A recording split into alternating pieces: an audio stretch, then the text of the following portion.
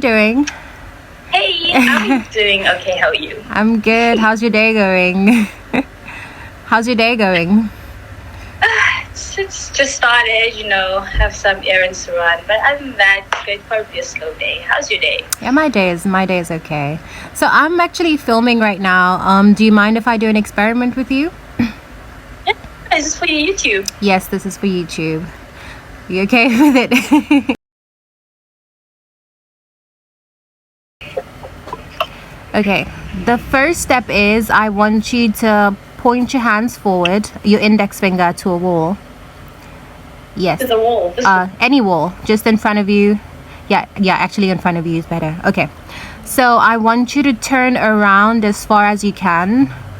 Just turn around while pointing. As far as you can. Tell me when you're ready. Okay, cool. You can look at me again. Okay, so now I want you to close your eyes and basically like visualize yourself turning around as far as you can. Feel your shoulders rotating. Literally see yourself turning around like the guy in Fantastic Four, like the stretchy guy, like whole 360. Now I want you to do the first step again.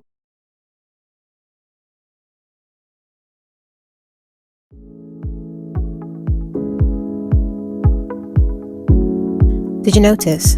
Look at the first time Manila tried to turn as far as she thought she could. Now, look at the second time that she turned when I told her to visualize herself turning at 360. She had the potential to turn as far as she did the second time, but she didn't in the first time. Why? Let me draw a visual to explain.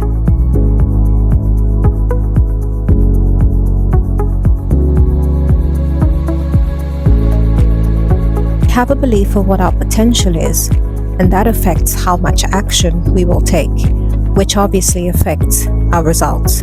And our results reinforces our belief.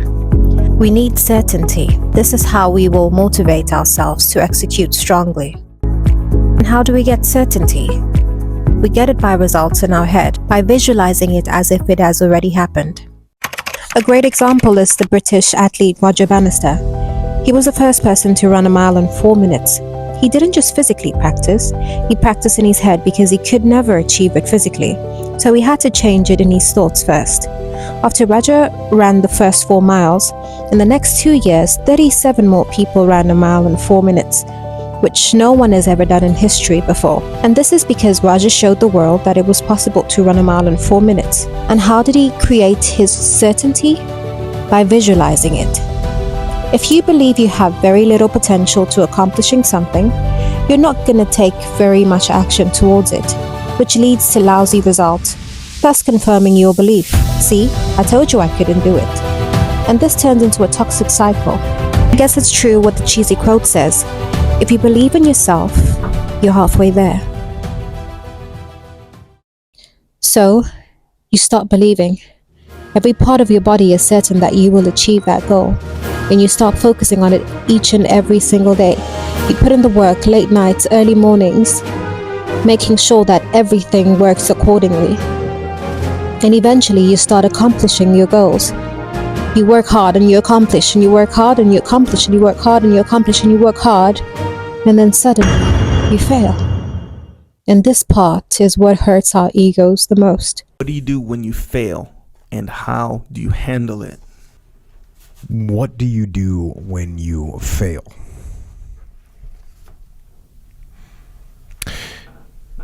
Recently we reviewed that U.S. Army field manual on here from like World War II era. And it says in that manual, it says, other than death, all failure is psychological. Other than death, all failure is psychological. Think about that. Just think about that. This failure, this upset, this catastrophe. If you aren't dead, then it's just psychological. It's in your head. Now, this does not mean that you won't lose some battles, because you will. We all will. But it does mean that as long as you don't surrender, as long as you don't give up, as long as you don't quit, then you haven't failed. It just means you've made a temporary tactical retreat. It means you've made a brief withdrawal so that you can regroup and reattack.